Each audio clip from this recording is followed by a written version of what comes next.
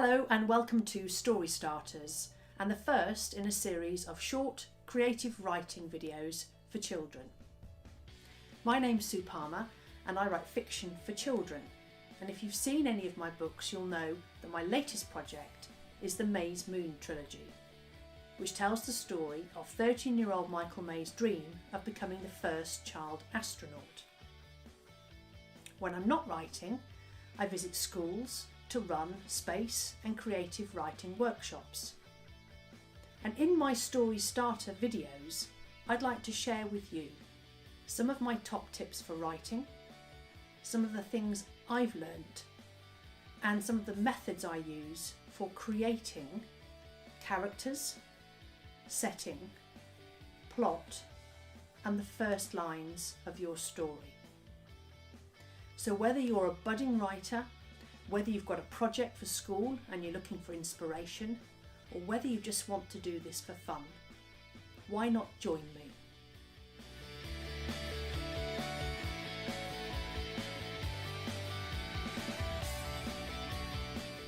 Today, I'm going to show you how I develop my characters for a story, and I'd like you to do this along with me.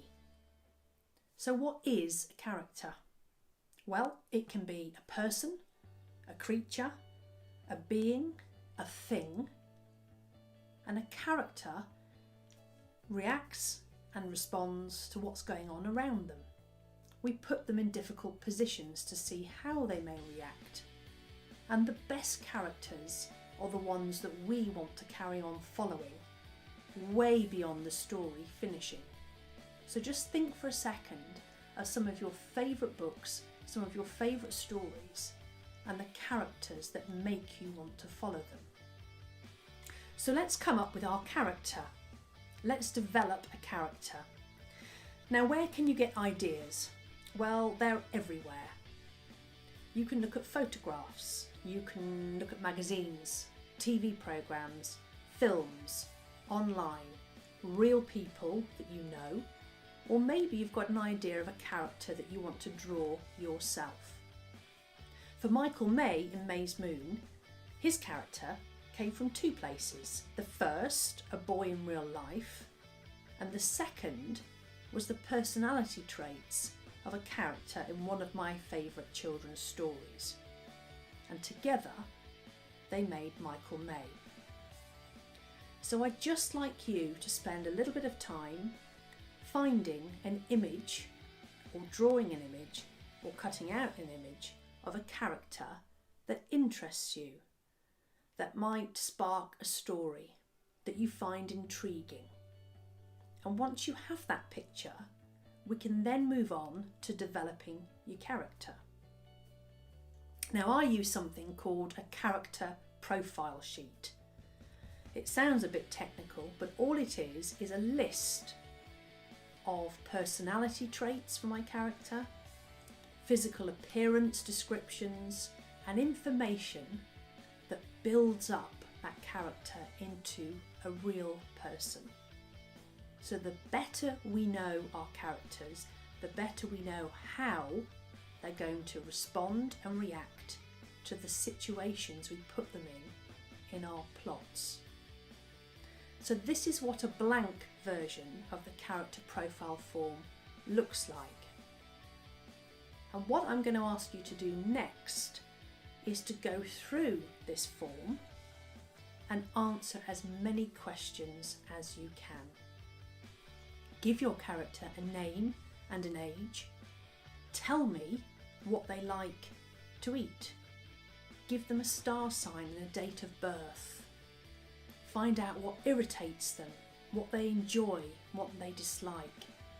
By doing that, you make your characters as whole and real as possible before you start your story. Now, for Michael May, I can share with you a few things that not many other people would know, because my character profile is for me to write the story. So Michael loves sausage and mash. He also loves Charlotte Leonard. He has a slight stutter when he speaks, when he's nervous. He has curly brown hair which he hates and which he can't gel. And he carries a lucky charm around his neck in the shape of a space rocket from his dad. Now, I know that Michael's ambition is to be the first child astronaut, as will you. But if we had none of these character traits and personality details, our characters would be fairly flat and disinteresting. So have a go at filling out the character profile sheet as fully as you can. It's only a starting point. Add detail, add extra sheets, because the better you know your character, the better your writing will be when we come to put your character in some difficult situations.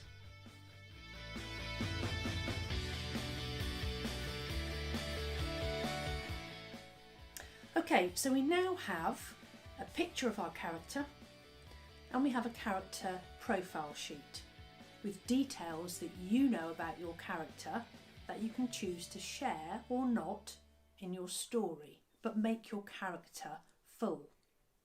So the next step is to create a goal for your character. What is the purpose of the character in the story? What are they trying to achieve? For Michael May, he wants to become the first child astronaut. And if I'd made that easy for him, the story would have been short and not particularly interesting. So think about what your character's main goal is, and as soon as you do that, you'll have thoughts come into your head about what might stand in the way of that goal, what might happen to your character, and which obstacles they may need to overcome in order to achieve that goal. So, once we know that, we know how your character is going to behave, we know how they're going to move towards their goal, and you can make it more or less difficult as you go along. So the final thing to do with your character is to work out how they change inside as a result of their quest, their adventure, or searching for their goal. We've all read stories where a good character becomes evil or an evil character becomes good. But there are other ways in which your characters can change. They can discover a truth, they can discover a lie, they can realise something about themselves or about others. So have a think about how your character will change from the start of your story to the end of your story. So in this short session, you have a picture, an image or a drawing of your character. You have a character profile sheet with details of their likes and dislikes, their appearance and other important information that you know as the writer. You've set a goal for your character, and you know how they're going to change as a result of going through the story and the obstacles you're going to put in their way. So just think how well you already know your character and how you know how they're going to react and respond to events you're going to create in your plot. So the next story starters session will be about creating a setting, a world in which your character lives, whether it be real life or fantastical. That's what we're going to look at in the next session. In the meantime, work on your characters until you've got full, rounded people or creatures or beings that you can then write about. If you'd like to download the character profile sheet, it's on my website at www.sypalmer.com, along with details of my books and some other resources you might find useful for writing. So have a play with your characters, have some fun. You can make up anything you like, and I'll see you in the next session of Story Starters. Happy writing. Bye.